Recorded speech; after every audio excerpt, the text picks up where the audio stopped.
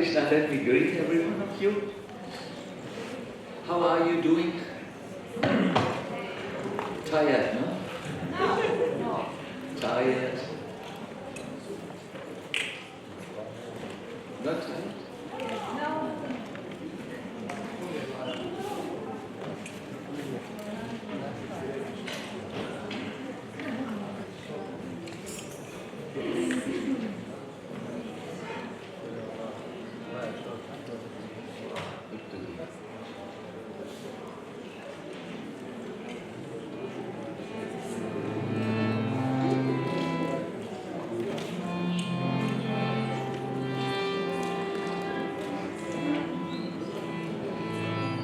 There is one mantra which I always like to chant to wake, in order to wake up. Is it E?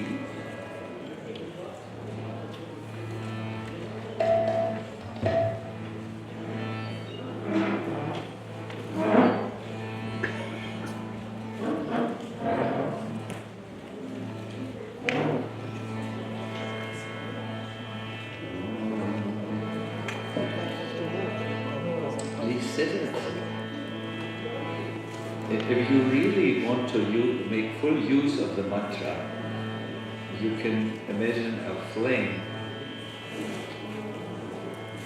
rising. If you are a mystic person, you can make it arise from the place where the sternum is, the tall tailbone.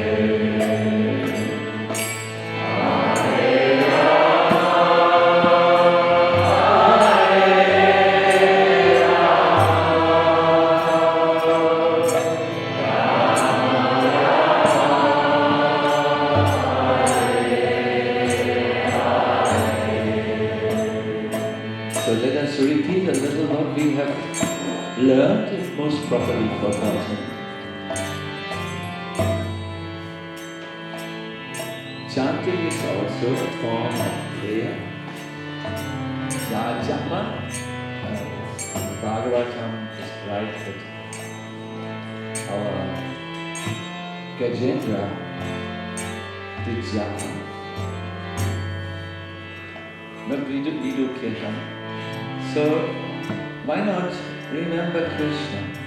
It's very useful. Where do we start? I would suggest the feet, and then go to the navel,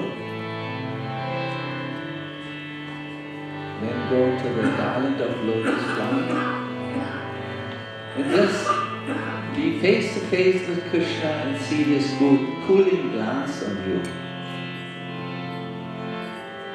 And in the beginning, but only at the beginning, think about how Krishna was kind in your life. Perhaps that he brought you here against all odds. And after some time, only be with the holy name. Please, my dear devotees, it's time for us to now chant. Hare Krishna.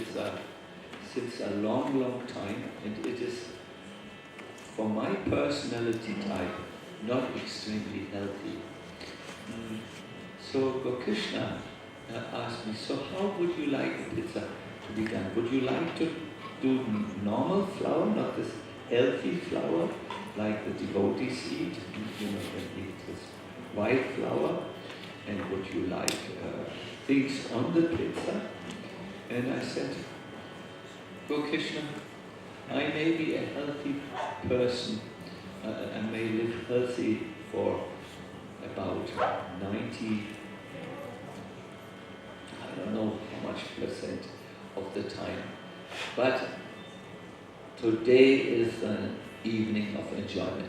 I will eat proper pizza with caperis and olive. I will drown it in olive oil. Pizza. I will do everything which my doctor told me not to do. Because there is this other voice in me also, the fun lover. I have given the most harmless example I can give. What is about sexuality, the taboo that always breaks through in our movement, and we are all shocked, and another scandal has happened. Could it be that that is a side which is within everyone, a desire to enjoy like the person who eats a pizza no matter what? Could it be that that was a long suppressed desire and it didn't work, the philosophy of suppression?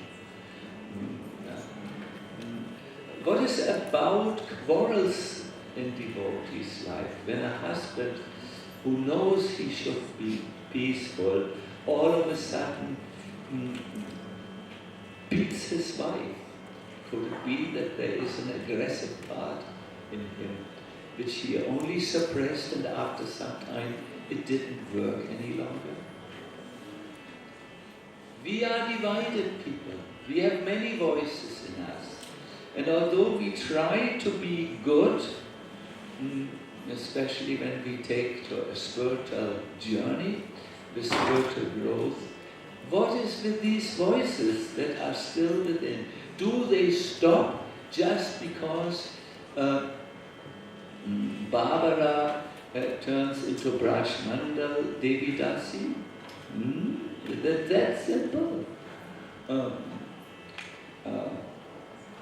Today is a time for you to address your own dividedness and to perhaps see if there are ways, spiritual ways, in which you can stop the tension that is going on between the various voices. They don't always have to be in tension, but so that we are all awake, I make it a little dramatic, if you allow. Great devotees have addressed this question. They have prayed to Krishna, that Krishna, please do something in me, that I feel attracted to you only. And our protagonist in prayer during this session, Kunti Devi, is no exception. She also addresses this hardcore subject of spiritual life and practice. In her prayers, there are various sections. She starts with, find this for you, with the question, how can I know you who am so unfortunate and imperfect? She lists later in her prayers a few qualifications that are necessary to approach the Lord. And she does some Lila Kirtan and Guna Kirtan of Krishna by thinking about Krishna's amazing qualities. She discusses Krishna in the social media, I'm saying it like this. There is opinions about why Krishna appeared. And finally, towards the very end of her prayers, she addresses this question of the divided soul. She had expressed earlier that her being attached to various family members, to the Kauravas and the Pandavas, these two parties went into the war, has caused her incredible pain. She said because of her being attached to both sides, so to say, and having relatives on both sides, there were two opposing forces tearing on her heart. And so in utter frustration, she says, I want that my attachment is no longer divided over many things in this world. I want it to go only to you.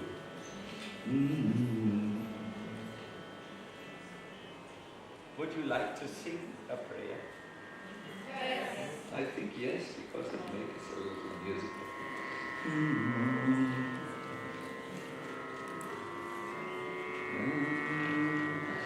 Tvayi menanya vishaya, Tvayi menanya vishaya, matir madhu pate sakrit, matir madhu pate sakrit, ratin udvahatat adam, ratin udvahatat adam, gangevogam udanvati, gangevogam udanvati. She prays. It's a very beautiful prayer, and it is also a prayer which we have to think about a little. It's a little subtle. O Lord of Madhu, Krishna, as the Ganges forever flows to the sea without hindrance, let my attraction be constantly drawn unto you without being diverted to anyone else. My dear devotees, once you attain unalloyed love, the consciousness which you have is turned into an unstoppable stream that goes in one direction.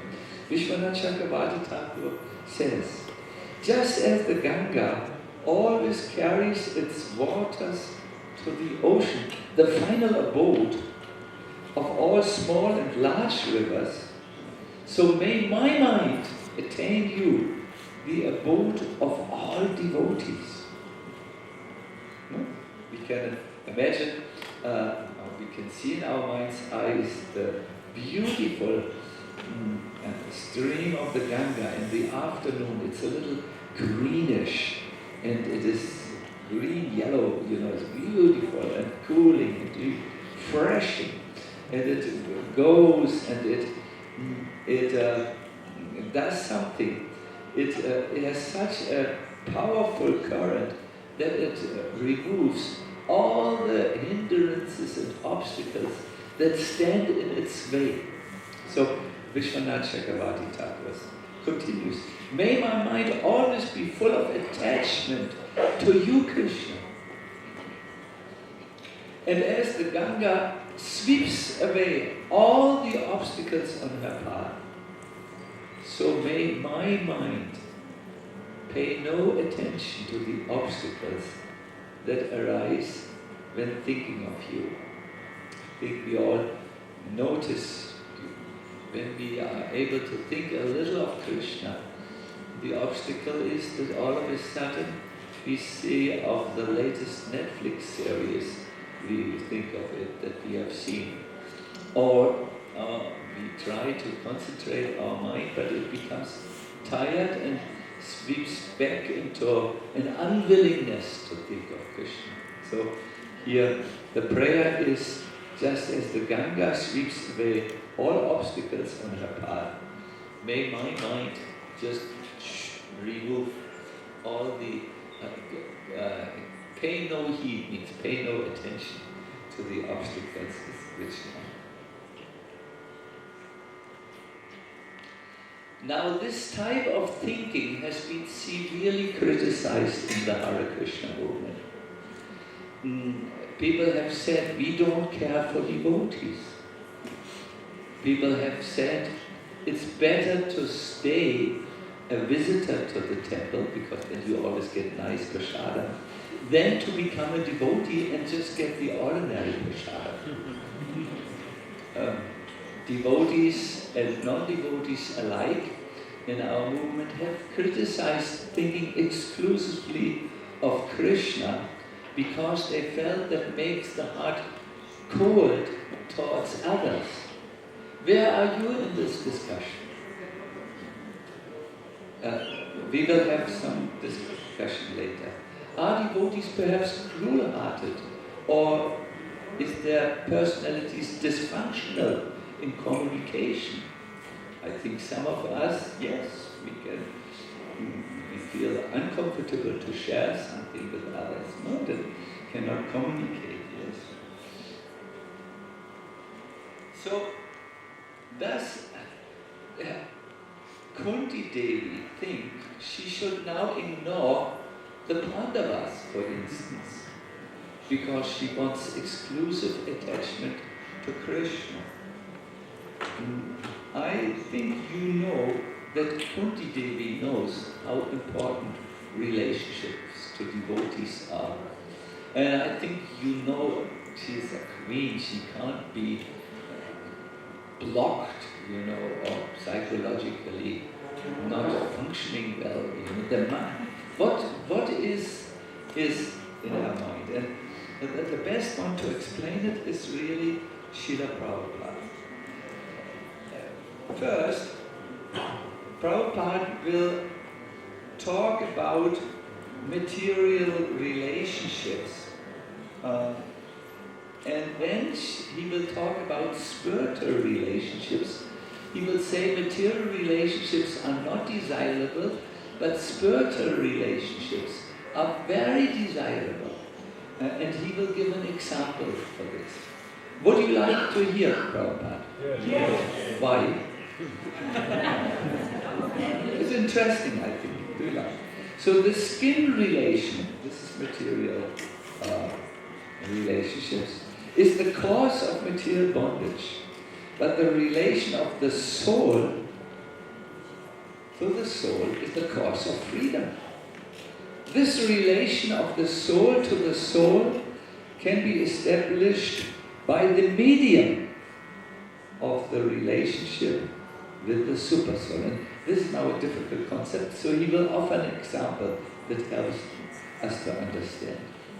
Seeing in the darkness is not seen, but seeing by the light of the sun means to see the sun and everything else which was unseen in the darkness.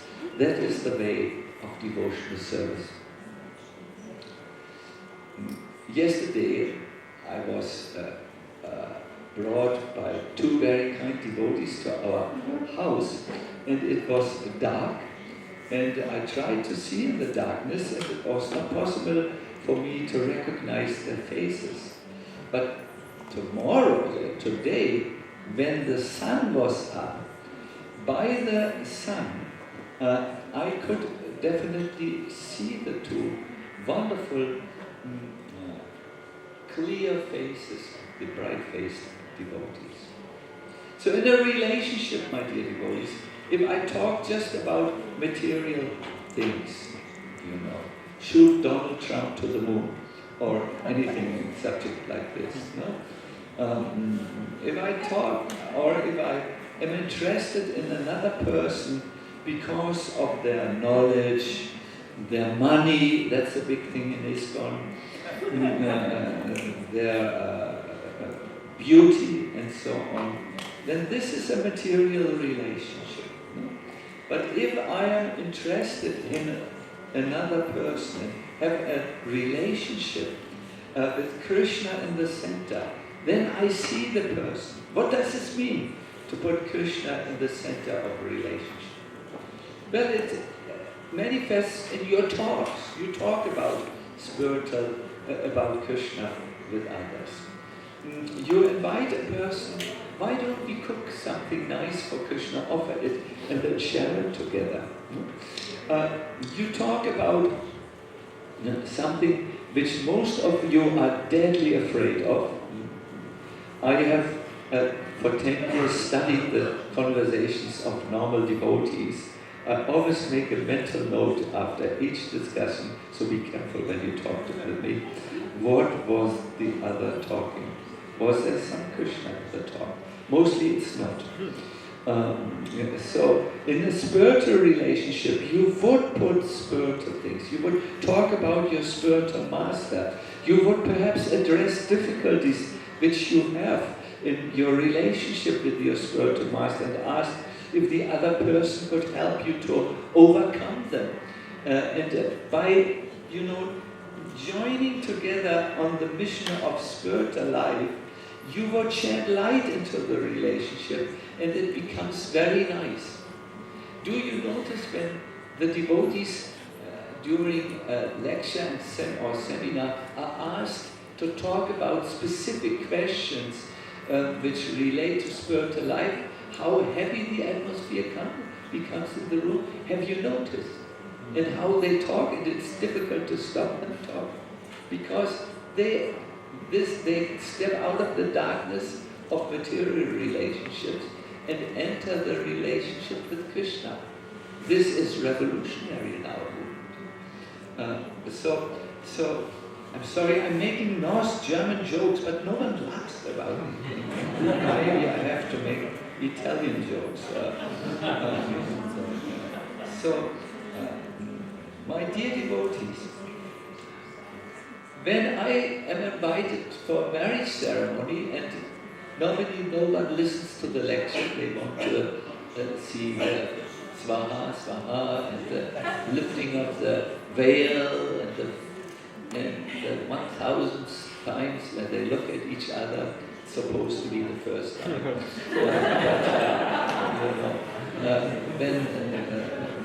When I say all this, because no one listens to the lecture, I say, I want to say something which this marriage, there should be a third person in the marriage. Don't! Everyone knows that the man loves secretly another woman, or the woman writes to Donald Trump, please kidnap me. Then there is a problem. So third person in the marriage is a problem. And I say, please listen carefully. The third person should be Krishna. And there is a very enlightened God sister. I will not tell her name because I don't think she will be comfortable. I just said to her, after 50 years of marriage, what is your understanding? She said, Maharaj, I don't know myself. And I know that my husband doesn't know me. I'm an eternal soul. Maharaj, and I know my husband doesn't know himself, and he knows that I don't know him. So there's 4 times not knowing. This means Maha darkness. We cannot function well in darkness. We have to bring Krishna in it. The moment we do it, then there is seeing. And this devotee, great Vaishnavi, great saint, is a temple president somewhere. Yes, Roman temple president. Exalted Prabhupada disciple. She really brought this knowledge out that she said, look at this beautiful purport of Srila Prabhupada about relationship. There's going to be now talk about relationship seminars and so on. This is a very, very important thing. If you want to read it in your own time, I know no one of you reads, but maybe a few like to read. It's 1 Canto, chapter 8, verse 42. You have to be patient to read to the end. It is in the end section of the book.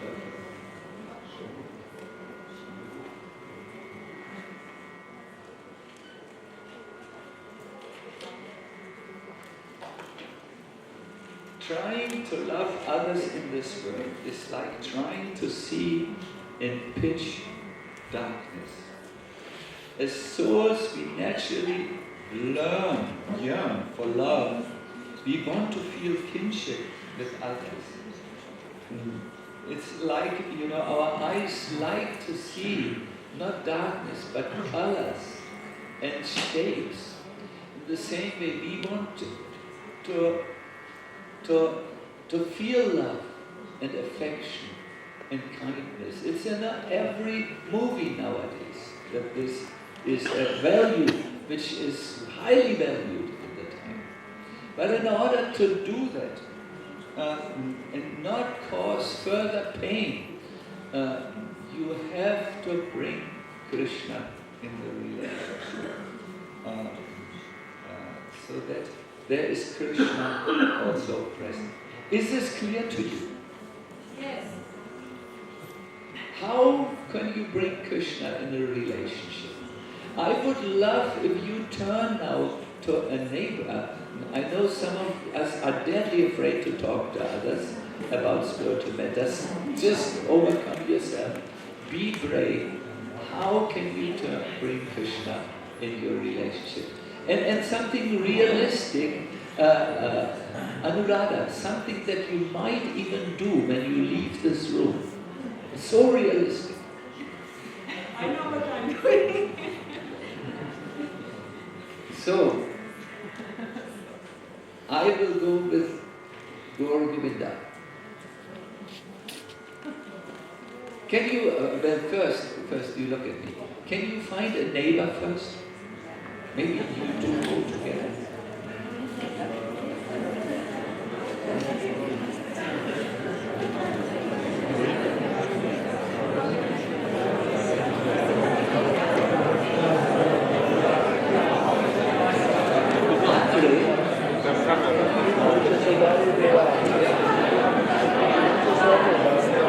So, Hare Krishna, the question, our question is, how can we spiritualize our contact with others? Perhaps let's start with devotees, but let us not forget the people on the street. There are wonderful people outside. By bringing Krishna into the relationship. It's a touchy, it's a very sensitive question. And I would like you to make this an honest discussion. If something inspires you, either what you say or what you hear another person say, then I would request you to do it outside the room here when this session is finished. No? I will walk around you and record the talks which you have, so that you have a point of reference. Hare Krishna.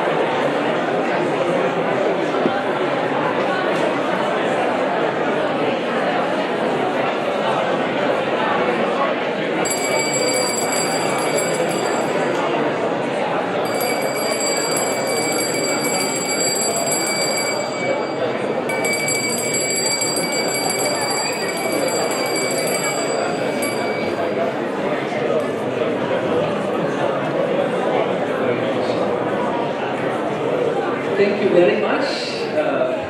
Did you find a few things that you could do to spiritualize your relationship? Do you think a few would work already on the summer camp? Yes? Good. As human beings, we have definitely two sides in us, two voices in us. This was brought out by an author who wrote one of the classics of the world literature. Amazingly, this book was completed in 2 nights. He wrote day and night, and it was completed in 2 nights. He would have loved to write more, but his wife saw that he had not rested and therefore interrupted his writing, and then the flow of his mind stopped. Initially he was angry at his wife, but then he understood that his wife was kind to him. I'm speaking of Louis Stevenson and his book Dr. Jekyll and Mr. Hyde. So there is a very interesting discussion behind this book, or a thought behind this book. The figure, Dr. Jekyll, was a very good person, but he noticed that also, even in his life, there were desires under the surface of his personality which were not good. He was known in the neighborhood as an absolute integer, character strong person, but he knew that inside of him there were some unbecoming things. I think when we are honest with us, we also sometimes see that we are perhaps a little bit too judgmental at times, or we are too proud at some times, or we have desires that, if we would put a loudspeaker on our mind and the whole world would hear them, we would be ashamed. So Dr. Jekyll asked himself a question: what if I could separate this disturbing part of my personality from my good part? Then I would be totally good.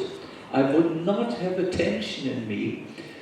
Should I stay or should I go? Should I do this or should I let it go? I would be totally in one piece. And what to do with the disturbing part? Well, let him go out, and he can go to the prostitutes in the harbour, down in the London harbour. So he made an experiment until he had found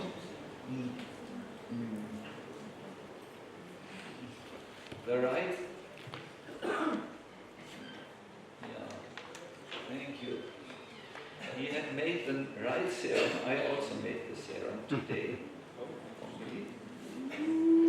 Not too much. Thank you. And then he drank it, and when he drank it, he turned into his alter ego, his other self. A low-class person, hair all over his face. This is not against birds or so on, but anyways, and he left the house through the entrance for the servant, a back door, so to say, and he went into London and did really very bad things. It is described. And then in the morning he would return, he would again take the juice and turn into the good Dr. Jekyll. This went on for some time until something dramatic happened. The lower part of himself, which he indulged means he lifted out, became nourished and stronger and stronger and stronger and stronger. I think we all know this. When we give in to harmless things, there are harmless distractions and diversions, you know that it becomes stronger. I think you all know it is not good to see too many, to see movies with violent and sexual content, and if you see it, after you want to see something more and more and more. It does not satisfy you. Now, give a harmless example, a relatively harmless example. You know, once you lose the spiritual track of reading and chanting and engage in other things, it's hard to get back to it and get back on track. Do you know or know? Or Maharaj, don't ask these questions in the lecture. We are in Serbia, we don't talk about the dark side of the moon.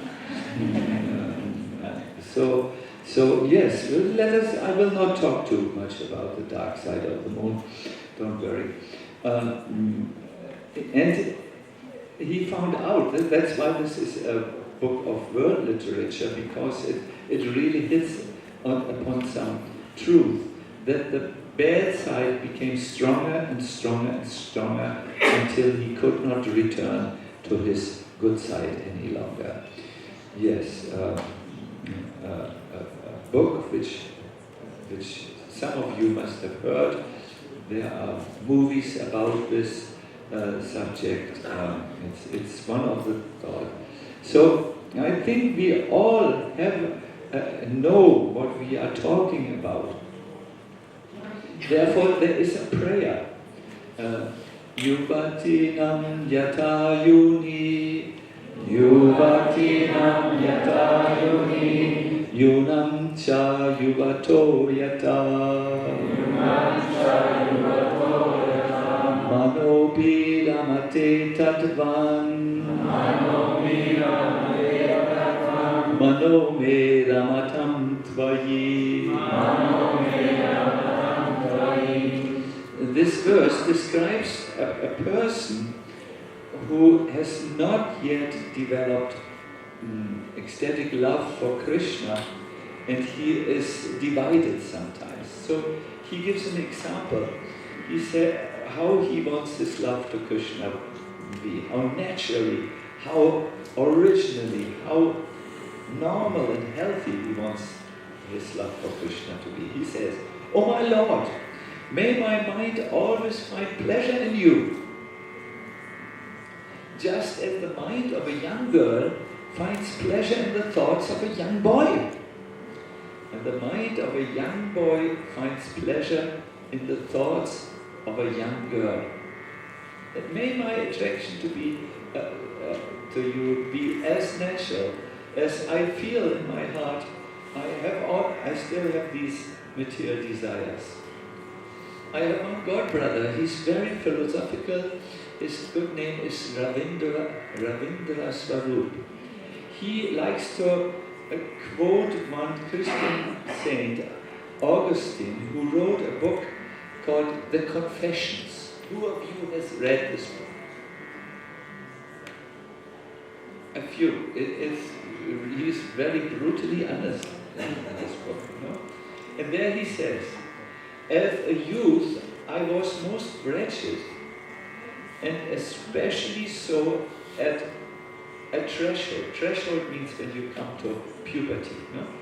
I would ask for chastity. Chastity means no sexual engagement, saying, please bestow chastity and abstinence unto me, my Lord. Please give me chastity and abstinence. But not immediately. I feared that you, my Lord, would instantly hear me and heal me from the evil passion when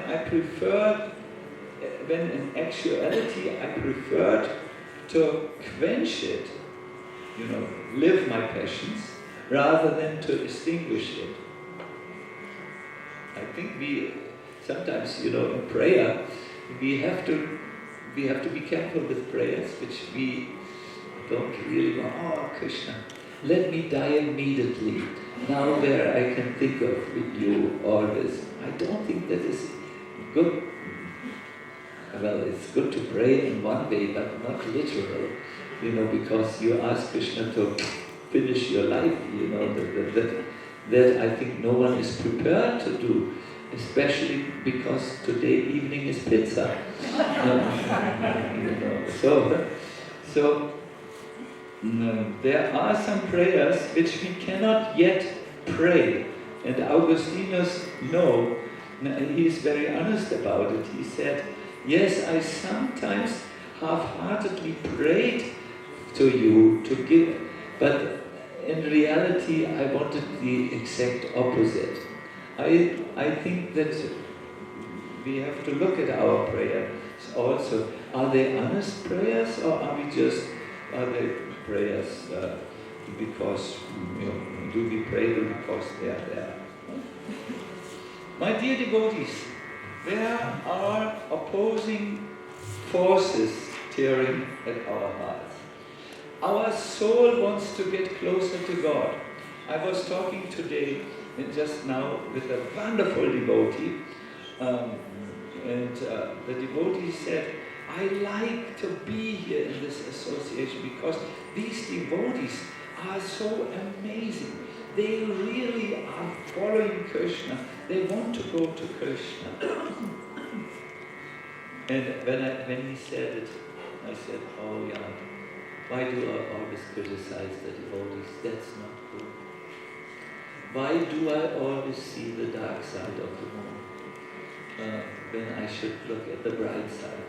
So the devotee helped me to see the bright side, the good side of us. So there is this side in all of you. You are great saints according to Krishna, because you are on the right path. A voice that draws you closer to Krishna. You seek for Krishna, you hanker for Him. But often this voice becomes weak when the demands of your mind and flesh, the body, is there for material pleasure. Therefore, it is important in the beginning to become aware of the split, the divide between the mind and the heart. And it is important to feel acute pain when we pray to the Lord, oh Lord, I want what is in the east, I want you, but at the same time I'm going into the west. This is Vishwanath Chakravarti Thakur. As long as you are honest with you and see what's inside, what is tearing inside of you, you have a chance to correct yourself. As long as you see, oh, there is this part of me which is not good for my spiritual development, I don't want it. I'm at the moment a little weak to absolutely stop it, but I can see it harms me. At that moment, you're good. You are on the fine road. But if you rationalize, justify that weak side in you, no one, not even God, can change your mind.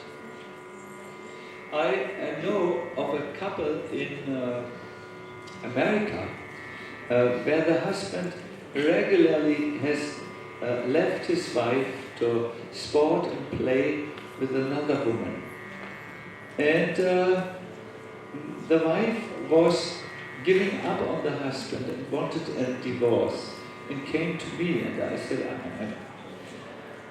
I am not so good I'm not educated in relationships, but I know something about psychology, and perhaps from that area I can help you. Does your husband think it's okay to go to another woman? and to sport and play with her? Or does your husband feel that, oh, I'm so weak at the moment that I'm constantly betraying our relationship, but I won't? And the woman said, that's a good question. I don't know really. I said, try to find it out. And then I gave her an example which Vishwanath Chakravarti Thakur gives. There's a verse in the Bhagavatam. It describes the split devotee, the divided devotee. This verse says, my devotee knows that material enjoyment cannot make the soul happy, but due to weak-heartedness, he cannot stop material enjoyment. This devotee there is no problem. He should just continue to hear about me. This is the verse. And Vishwanath Chakravarti Thakur says, sometimes a devotee may be like a drunkard who wants to give up drinking. He knows drinking is killing my body, drinking is killing my relationships with my family, drinking is killing my driving skills. Our car is no longer safe from me, but he can't stop drinking at the moment and continues to drink. But while he drinks, he thinks, oh no, it's not good, it's not good. Such a devotee should be happy and has chances to improve. Or let us give a more harmless example, which is more with us. We sometimes eat too much. And when we are over a certain age, when we eat too much, it kills us. So, when someone, let us say, is eating, and then maybe he's frustrated in his life or not happy and so on, and he eats more and more. And as he eats, he begins to understand, oh, wait a minute, I'm killing myself. What am I doing? Such a person has chance to change.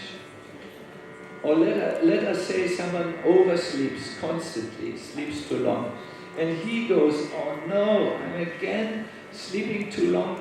There's no time for sadhana and spiritual life in my busy day. And while he lies and tries to sleep, he thinks, oh no, what am I doing? He has a chance. But the person who justifies, oh no, sleeping is healthy, or the one who eats, he says, now is the chance, it's for free, eat. Or, I don't want to give the more heavy examples, he has no chance. He cannot go the good path. I want to now end and give you some ideas, an idea how you might deal with this dividedness inside. All our spiritual life, it starts with association, yes, but what we aim at in our spiritual life is to change our dress. Is that correct? No. Not entirely. What we aim at in our spiritual life is to change the recipes. Yes, of course we want to be vegetarian, but it's not the aim. What do we want to change in our spiritual life? The heart or the mind, the thinking. That is what we want to do. And there is a principle. It's from the Upanishad. Jato jato pasate tat eva bhavanti. One becomes what he meditates on. What you regularly think, that is what you become. Narottam Das Thakur says, Sadhane Vabipo Joho, Siddhane Gobu Toho. I'm trying to speak Bengali, it must sound very, very ridiculous. whatever I aspire and contemplate during the practice of devotional service will certainly be achieved upon perfection in the spiritual body. It's only a consideration of immaturity and maturity. So what I think of doing my practice is like an immature, unripe mango. But if I continue to think about this, my dear devotees, then the mango will become ripe. It will become mature. This idea of thinking and then changing your life from your thoughts, not from your dress, not from your hairstyle, not from your recipe point, but from your thinking, has been discovered perhaps 15 years ago by modern scientists who have studied the workings of the brain. I speak of neuropsychologists. They have confirmed that regular deep thought on a certain object physically changes the structure of the brain by creating new neuron networks. Think of your brain as patterns, and when there is a stimuli, the patterns become activated and you act in a very predictable way. And the typical, let us say your name is Hansa, I don't want to use a name that is known, Hansa Priya. So, what you think regularly, it changes the neurons. Or to say it in simple words like Joe Dispenza and his colleagues, what fires together, wires together. The new wiring, a new pattern of thought comes. It's the so-called neurotransmitters. They create new genes or new brain stuff and so on, and thereby it is affecting the whole body. So the problem is, if we try to change our behavior but don't do anything about our thought patterns, our mind, it is called repression or suppression. It will work for some time, but not for a long time. Do you understand what I'm trying to say? Just changing your behavior without changing the wiring inside will only be realistic for a little time. And ISKCON, the way we deal with it, we are always very shocked when someone does something which we did not expect. I think we shouldn't be so shocked. We should ask, has he changed something inside? Or has he just suppressed the old persona?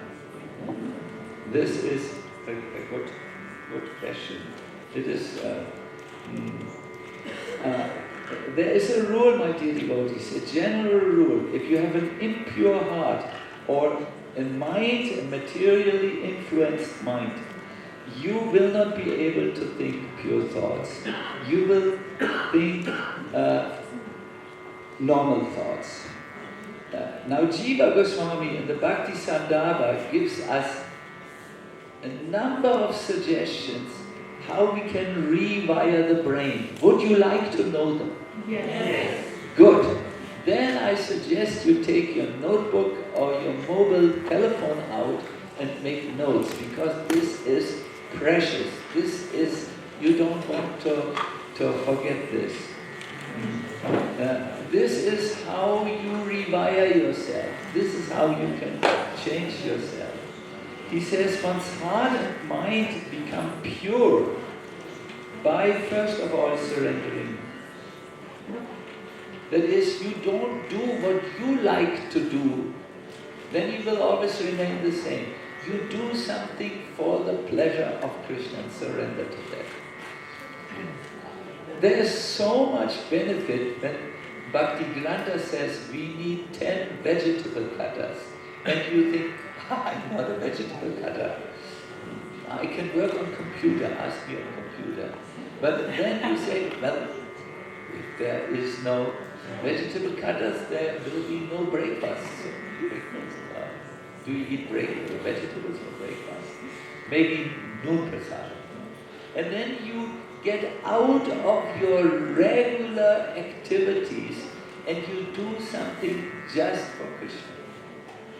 My dear devotees, look at Krishna Chaitanya Maharaj and look at myself. We both went for book distribution on the street. He lasted longer than me, but I also tried. For me, this is very difficult, to stop someone, give them a book they didn't want to have, they didn't go to, not on their shopping list, and then try to convince them to take the book, and then ask them for money. That's the most difficult part for me. But I did it. And it has helped me so much to give up some part of my arrogance and bad character. So surrender or do something out of the norm. That's how it starts, this vision with Jiva Goswami. Then the next thing is serve devotees who embody the truth. In other words, go to devotees who are devoted and who are Krishna conscious, who are the real thing, and do something in service to them. Do service to devotees who embody the truth. Just say, can I help you? Is there something, perhaps can I wash your shirts? I'm a first-class washer, and I have found a place where it can dry very nicely. And then, more than anything, the last thing is hear about Krishna and sing about Krishna, his name, his forms, everything about Krishna. When you have done this, my dear devotees, surrender, serve devotees, and hear and chant, then your heart becomes pure, and then you will have different thoughts. And then it will be easy for you to have different activities in your life that change. What do you think? Let's try, no? I think it is a call for action, these points from Jiva Goswami. If you want to find it in the books, it's in the Bhakti Sandhava Anucheta 275.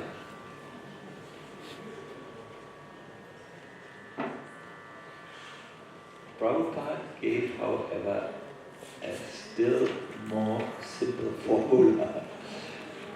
But this Jiva Goswami's formula is not to be disregarded. Prabhupada said we have to change our thinking, we need to learn and practice to think of Krishna. And then he gave an analogy which I find will be very practical for the Serbian devotees or the devotees who live here in the beautiful land of the Balkans. He said, we should learn the simple art to think of Krishna from the Indian ladies. The Indian ladies will do many household duties, cooking chapatis,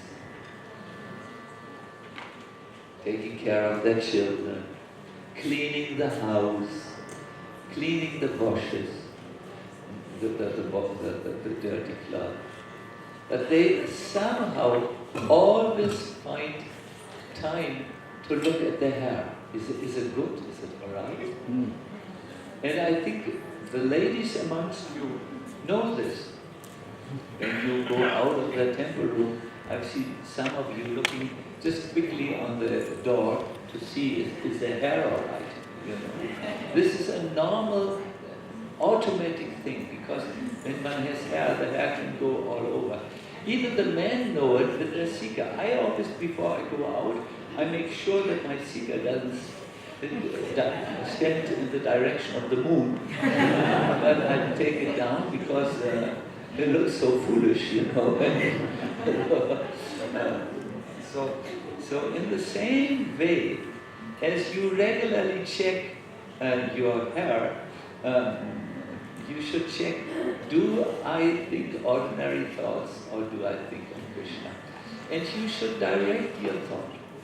You can do it. The moment you become aware, you can think, okay, what did I read today? Okay, how can I think of Krishna? There was some lecture in the Serbian summer camp where Queen Kunti told us how to think of Krishna. Why don't I try that? No problem, it's in the scriptures. And so on. And as you do this, you will rewire or restructure or reorient your brain. What do you think? It's a good thing, no? Tomorrow I'm at the present moment writing a book on Smarana, according to Prabhupada's way. There are two forms of Smarana. One is for Vaidhi Bhakti and one is for Raganuga Bhakti. Most of the devotees are not so interested in, in our movement we don't teach so much about Raganuga Bhakti. So my book is on Vaidhi Bhakti. How can a Vaidhi Bhakti think of Krishna? A devotee who follows prescriptions and so on.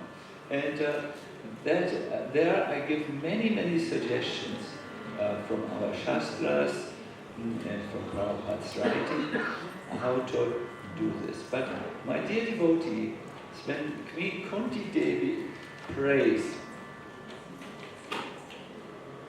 that her attraction flows to Krishna, she prays for the reorientation of her mind.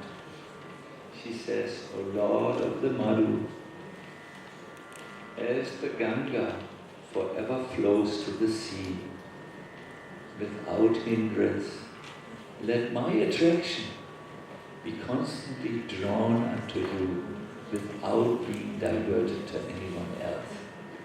That this verse can come true in our mind, we have to rewire our brain, or to say it in Krishna conscious terminology, we have to purify our heart.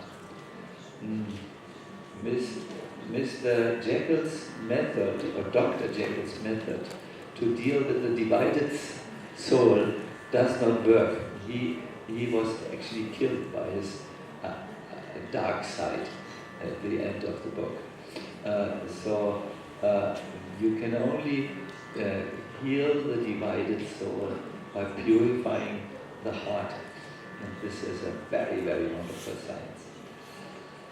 My dear devotees, I have looked at the wristwatch. We are a little late, right, August? I therefore cannot take questions, but I think it was simple. How did you like Prabhupada's analogy? It seems to be practical, isn't it? It is a general check. You know. We already do a few general checks. We check, have we eaten enough? And so on. So this is a general smarana check. Good. Oh, Krishna. Krishna, Krishna. Imagine if I would drink this and turn into the dark side of Sacinandana. You would, that would be something, you know, no? Maybe one day when no one listens to me any longer. But I would never try it. I mean, these must be very heavy serums or drugs or so on. I stay with the chanting, to purify the heart. Krishna, Krishna, Krishna. So nice to be with all of you. Really, thank you so much that you come. Thank you that we can explore these subjects about the divided soul. How do we continue? There will be at 7 o'clock an article, and then in the evening, Krishna Chaitanya Maharaj, do you know, are you giving an evening program, or what is the approach? Yes. No. I have no alternative idea. So in the evening there is Kirtan with Krishna Chaitanya Maharaj.